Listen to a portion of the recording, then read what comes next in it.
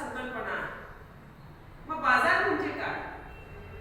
तर त्यावेळेला आपल्याला असं म्हणता येतं की अशी जागा किंवा असं ठिकाण किंवा असा भूप्रदेश की ज्या ठिकाणी विविध प्रकारचे विक्रेते विविध वस्तू विक्रीस घेऊन येताना दिसतात आणि असंख्य ग्राहक त्या बाजारपेठेमध्ये हव्या असलेल्या वस्तू खरेदी करतात.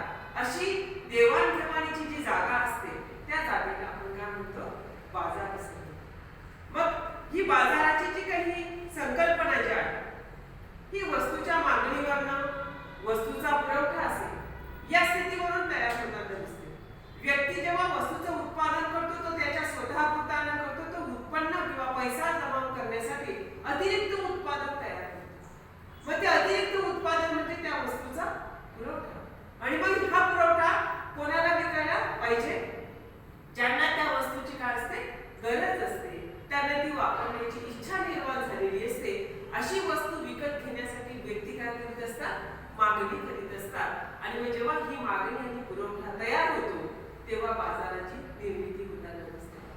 वस्तू आणि वस्तूंचा पुरवठा, वस्तूची मागणी जेव्हा निश्चित तयार होताना दिसते किंवा निर्माण होते त्यावेळेला त्या वस्तूची किंमत तयार होताना दिसते. उत्पादक आपली वस्तू योग्य किमतीला विकण्यासाठी त्या वस्तूचा उत्पादनाचा खर्च कसा झालेला आहे त्यानुसार तो त्या वस्तूची कमीत कमी आपल्याला नफा निर्माण होईल एवढी त्याची किंमत ठरवत असते.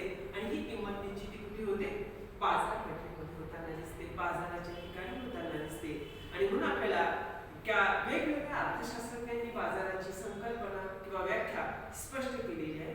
बेंथम या विचारवंतांनी सांगितलेलं आहे की बाजार म्हणजे असे क्षेत्र आहे की जिथे ग्राहक आणि विक्रेते प्रत्यक्षपणे किंवा मध्यस्थांच्या पद्धतीने एकमेकांच्या संपर्कात येतात आणि अशी निश्चित किमतीचा परिणाम होऊन वस्तूंच्या देवाणघेवाणीची जी जागा तयार होते तिला बाजार असे म्हटलं जातं. ढोबळमानाने आता आपण म्हटलेलंच आहे की अशी जागा की जिथे वस्तूंची देवाणघेवाण होते त्या भूप्रदेशाला आपण काय म्हणतो? बाजार म्हणतो.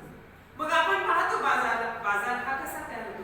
आठवडे बाजार असतो, दैनंदिन बाजार असतो, काही ठिकाणी